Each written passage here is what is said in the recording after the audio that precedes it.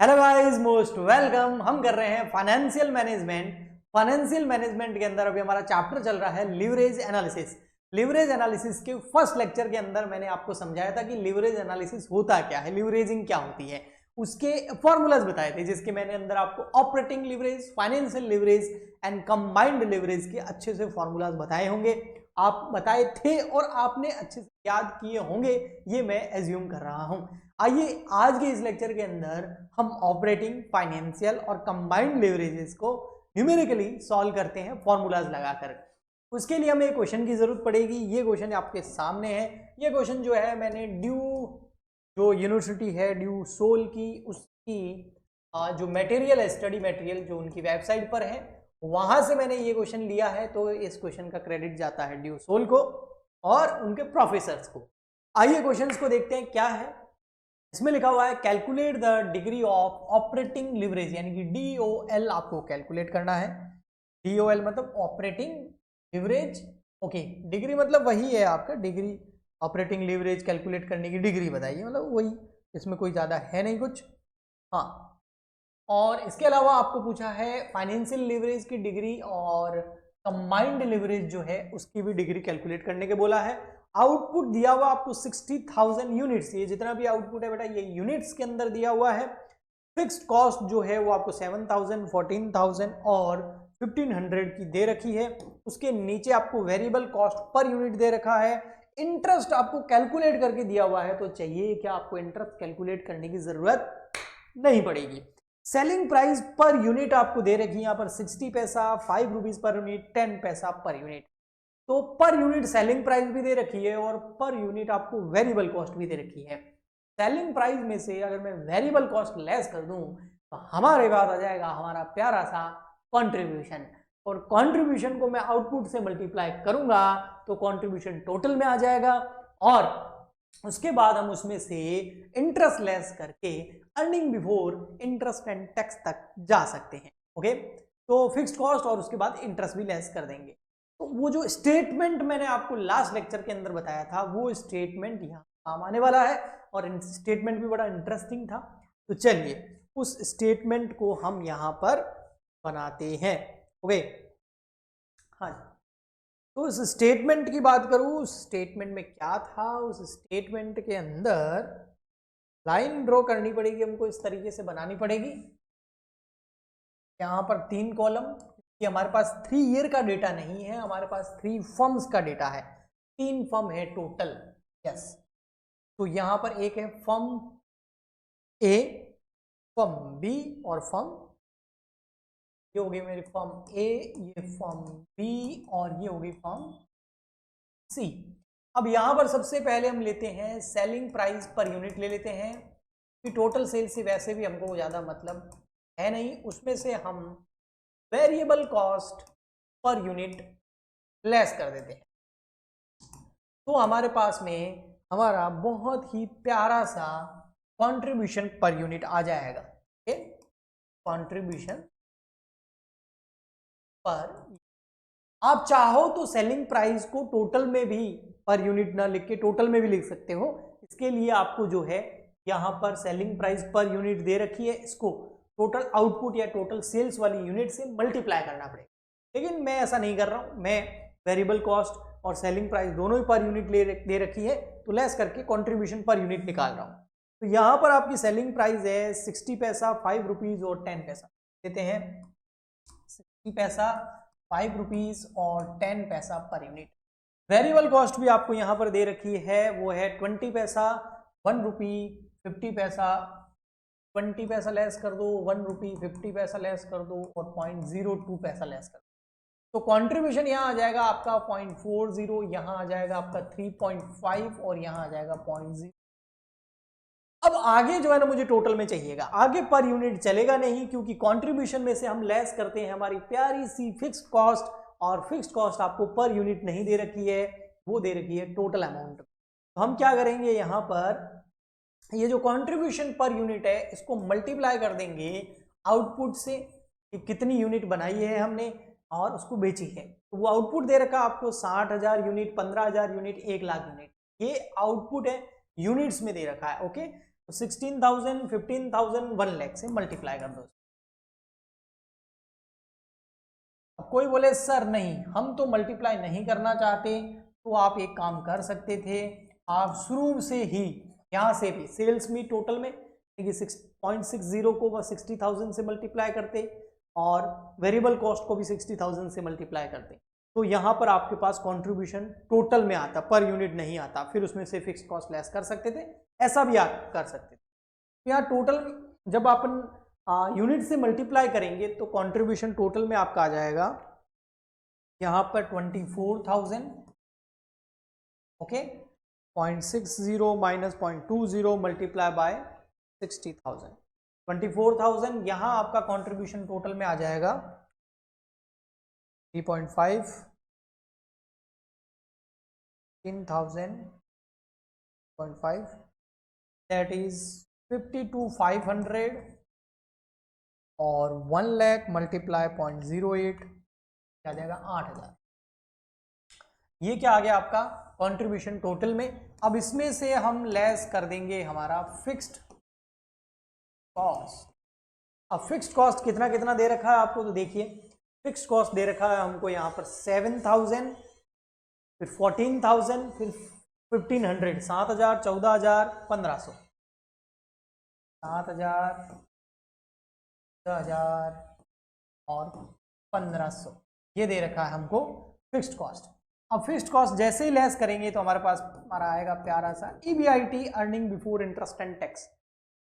तो 60 पैसा में से मैं कैलकुलेशन चेक कर लेता हूँ, 20 पैसा लेस किया और 60,000 से मल्टीप्लाई किया तो 24,000, यही है ना, हाँ ओके। अब यहाँ पर फिक्स कॉस्ट लेस कर देंगे हम 7,000, तो ये आ जाएगा आपका 17,000 earning before interest and tax. यहाँ आ जाएगा आपका 38,500 और यहाँ आ जाएगा आपका 6,500। अब आगे आपको इसमें से लेस करना है इंटरेस्ट। जैसे ही आप EBIT में से इंटरेस्ट लेस करेंगे तो आपके पास प्यारा सा आ जाएगा EBT, अर्निंग बिफोर टैक्स। तो इंटरेस्ट कितना, इंटरेस्ट आपको कैलकुलेट करने की जरूरत नहीं है, क्वेश्चन के अंदर दे रखा है यहाँ पर 4,000, 8,000 और यहाँ पर इंटरेस्ट है ही नहीं, इसका मतलब लोन नहीं लिया होगा। 4,000 लेस कर दीजिए और यहाँ लेस कर दीजिए 1,000, क्या है नहीं, तो यहाँ पर EBT आ जाएगा आपका 13,000, यहाँ आ जाएगा आपका 30,500, क्या आ जाएगा 6,000। इसके बाद हमको करना क्या है, इसके बाद हमको सिंपली फॉर्मूलाज जो है वो अप्लाई करने हैं। कोई थीम जो है वो मैं ले लेता हूं जैसे दिख जाए। तो फॉर्मूलाज हम सबसे फर्स्ट अप्लाई किसका करने वाले हैं ऑपरेटिंग लिवरेज। अब आपको ऑपरेटिंग लिवरेज के फॉर्मूलाज मैंने दो तरीके के बताए थे, एक मैंने फॉर्मूलाज आपको बताए थे परसेंटेज चेंज और एक बताए थे कंट्रीब्यूशन अपॉन EBIT। तो परसेंटेज चेंज वाला फॉर्मूला कब लगेगा, कंट्रीब्यूशन अपॉन EBIT वाला फॉर्मूला कब लगेगा, तो देखिए परसेंटेज चेंज वाला फॉर्मूला तब लगता है, परसेंटेज चेंज वाला फॉर्मूला तब लगता है जब आपको 2 साल का डेटा दे रखा हो। आप बोलोगे सर यहाँ तो 3 साल का डेटा दे रखा, नहीं, ये 3 फर्म अलग अलग है। ए फर्म का 2 ईयर का डेटा दे रखा होता, बी फर्म का 2 साल का, सी फर्म का भी 2 साल का डेटा दे रखा होता, तो हम चेंजेस निकाल सकते थे कि कितना चेंज हुआ। यहाँ पर ऐसा नहीं है, तो हम जो और वाला ऑप्शन वाला फॉर्मूला है वो लगाएंगे, ए फर्म के लिए भी, बी फर्म के लिए भी और सी। और वो फॉर्मूला है क्या, वो सिंपल फॉर्मूला है कंट्रीब्यूशन अपॉन EBIT। कंट्रीब्यूशन में डिवाइड करना है earning before interest and tax का। तो देखिए भाई तीनों के अंदर हमारा कंट्रीब्यूशन ले लेते हैं पहले, ये रहा कंट्रीब्यूशन, यहाँ पर कितना, ये वाला लेना है ना 24,000, ये पर यूनिट है तो पर यूनिट नहीं लेना है, पर यूनिट नहीं लेना है आपको, है ना, आपको टोटल में लेना है। पर यूनिट लोगे तो फिर प्रॉब्लम हो जाएगी, वो फिर आपका रॉन्ग हो जाएगा। क्यों, कंट्रीब्यूशन तो आप पर यूनिट ले लोगे और उसमें फिर डिवाइड आप जो है वो करोगे EBIT का, और वो आप टोटल में करोगे 17,000, तो प्रॉब्लम हो जाएगी। इसलिए हम क्या करेंगे, टोटल में आपका कंट्रीब्यूशन लेंगे, वो है 24,000 और EBIT आपका 17,000। 24,000 divide by 17। Next B firm का ले लेते हैं। बी फर्म का हमारा जो कंट्रीब्यूशन है वो है 52,500 और ईबीआईटी है 38,500। 52,500 38,500। नेक्स्ट सी फर्म का कंट्रीब्यूशन और ईबीआईटी। सी फर्म का कंट्रीब्यूशन है हमारा 8,000 और ईबीआईटी है हमारा 6,500। तो 8,000 डिवाइड बाय 6,500। अब इसका आंसर निकालो तो ये आ गया आपका डिग्री ऑफ ऑपरेटिंग लीवरेज। तो फर्स्ट का आंसर आएगा 1.41, सेकंड का 52,500 डिवाइड बाय 38,500 दैट इज 1.36 और 8,000 डिवाइड बाय 6,500 1.2। ये हुआ है ऑपरेटिंग लीवरेज। अब निकालते हैं हम हमारा फाइनेंशियल लीवरेज का फॉर्मूला। परसेंटेज चेंज वाला काम आएगा नहीं, तो हम फॉर्मूला कौन सा लगाएंगे, और वाला ऑप्शन वाला ईबीआईटी अपॉन ईबीटी। याद है कौन सा लगाएंगे, ईबीआईटी अपॉन ईबीटी। तो यहां पर वही तीनों फर्म का ईबीआईटी ले लो और तीनों फर्म का ईबीटी ले लो। तीनों फर्म का पहले मैं ईबीआईटी ले लेता हूं। ईबीआईटी है 17,000, 38,500, 6,500, 70,000, 30,500। अब इसमें डिवाइड कर दो किसका, ईबीटी का। तो ईबीटी ले लो भैया। ईबीटी है यहां पर 13,000, 30,500, 6,500,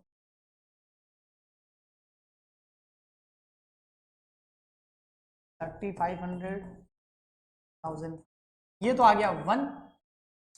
17,000 में डिवाइड कर दो 13,000 का, तो ये आ गया 1.31 और 38,500 माइनस 3,500 दैट इज 1.26 एंड 1।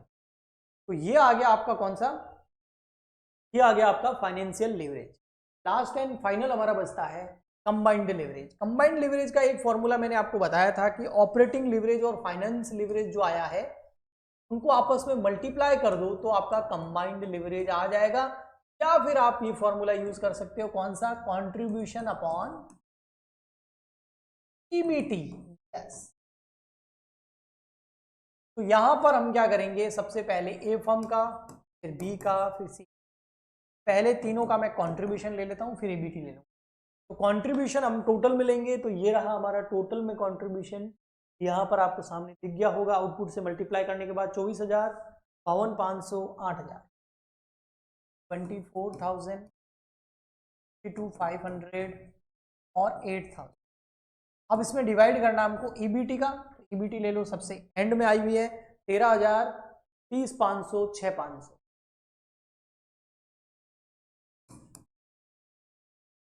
30,500, 6,000। अब ये आ गया आपका कंबाइंड लिवरेज। 13,000 का डिवाइड करेंगे तो 1.85 और 52,500 में अब डिवाइड करेंगे 30,500 का तो 1.72 and last and final 8,000 divide by 6,500 1.2। आप चाहे स्क्रीनशॉट लेना तो ले लीजिए, एक एक करके आपको दिखा देता हूँ। ये कंबाइंड लिवरेज का स्क्रीनशॉट, यहाँ आप स्क्रीनशॉट ले सकते हैं फाइनेंशियल लिवरेज का जो कि था हमारा 2nd नंबर, और फिर आप ले सकते हैं ऊपर ऑपरेटिंग लिवरेज का स्क्रीनशॉट जो कि था हमारा 1st नंबर।